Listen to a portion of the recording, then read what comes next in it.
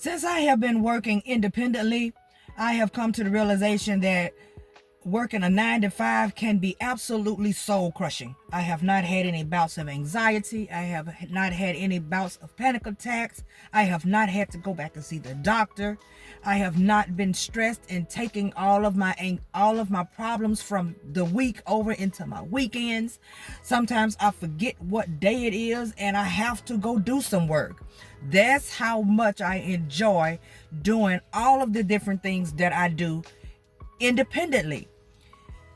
9 to 5s, they're good in a sense, so I won't say that they're not good to have because I've worked plenty of them, of course, but I can tell you for a fact that if you get an opportunity to be able to do something for yourself, no matter what it is, I suggest that you put your ducks in a row and you decide what you want to do and you jump on it. I like, for real, just jump on it, because nothing is promised to you on any aspect. It doesn't matter if we're talking about independent or we're talking about a 9 to 5, but at least you know that if you're doing something for yourself, you can control, to the best of your ability, the amount of work that you have coming in, the amount of finances that you have coming in, or how long you can work. You don't have to worry about someone catching you off guard and laying you off.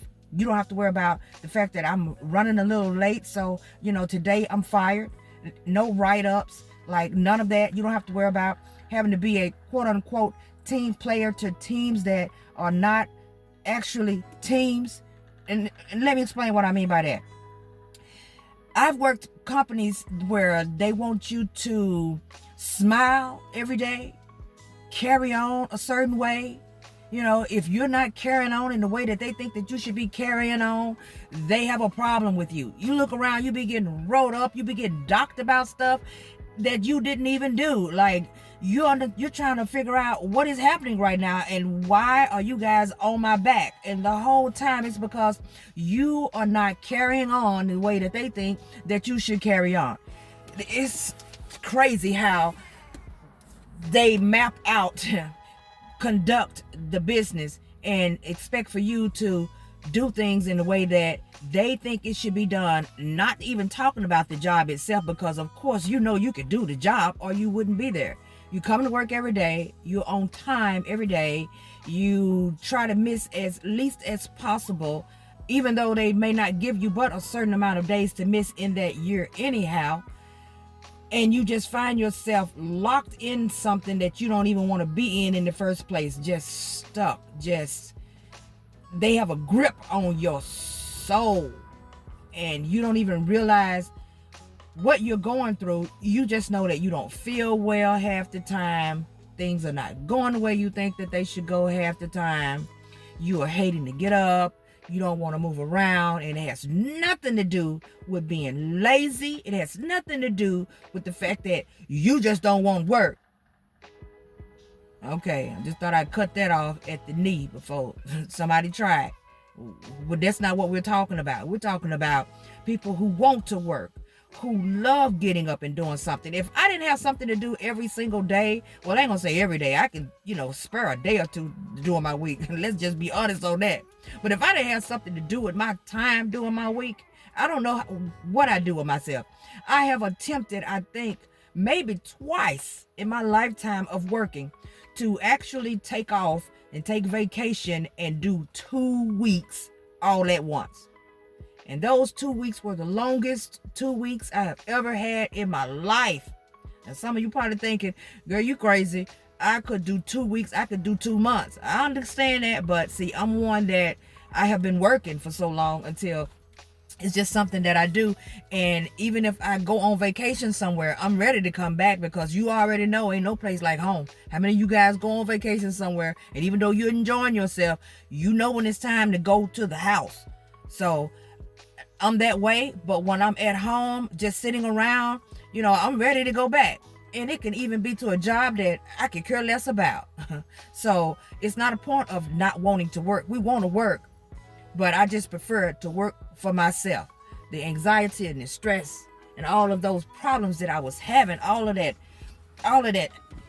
stuff that was just built up, and I couldn't think straight. I didn't have no creative senses whatsoever. I couldn't think from one day to the next. I couldn't remember where I put my shoes at. Couldn't remember. And I put my shoes in the same place every time I pull them off. Couldn't remember what I did with my keys. Just misplacing stuff all the time. And I was like, what in the world is wrong with me? Everything was aching, my whole body. I was like, what is happening? And the whole time I was just overly stressed. The job was doing it to me.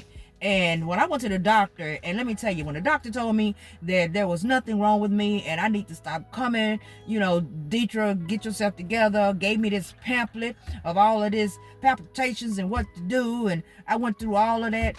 What is that? Hulk monitor, where they stick it on your chest and you go home with it and keep it for a week and turn it in, and they get to see if anything is going on with the heart that shouldn't be going on. Because I thought I was dying. I really did.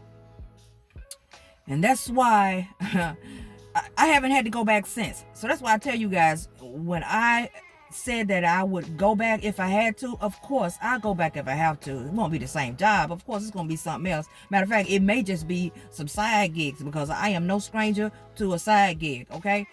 But if I could keep from going back to an actual quote-unquote full-time 9 to 5, I will most definitely do that, because yeah, it can get strenuous out here. Yeah, it can.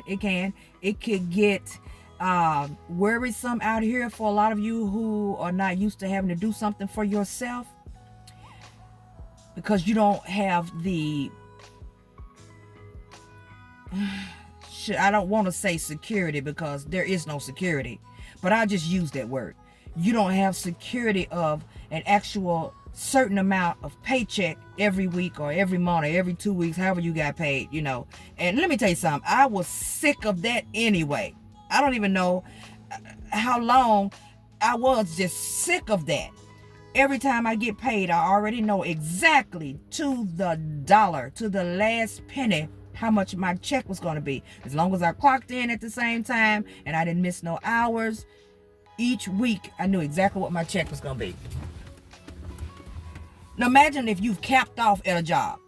You've completely capped off. That means that you've gotten all the raises they're going to give you. So there's no promotion. There's no chance of any type of advancement in that company. Okay. And this is it for you. So now every week, as long as you're working there, the rest of your working days, this is all the money you're going to get. And heaven forbid if you work one that don't even offer overtime. Man, and then when it's time to pay your bills, all your money go to your bills. You already know this check is done for. Probably got to use a portion of next check to pay your rent or your mortgage, to get all of your insurance and stuff covered. A lot of you guys are letting your insurance lapse over, all kind of stuff, because you got to debate what you're going to pay and what you ain't going to pay. Why not do it when you're working for yourself? Okay, what's the difference? A struggle is a struggle. Okay, pick your poison. Pick your poison.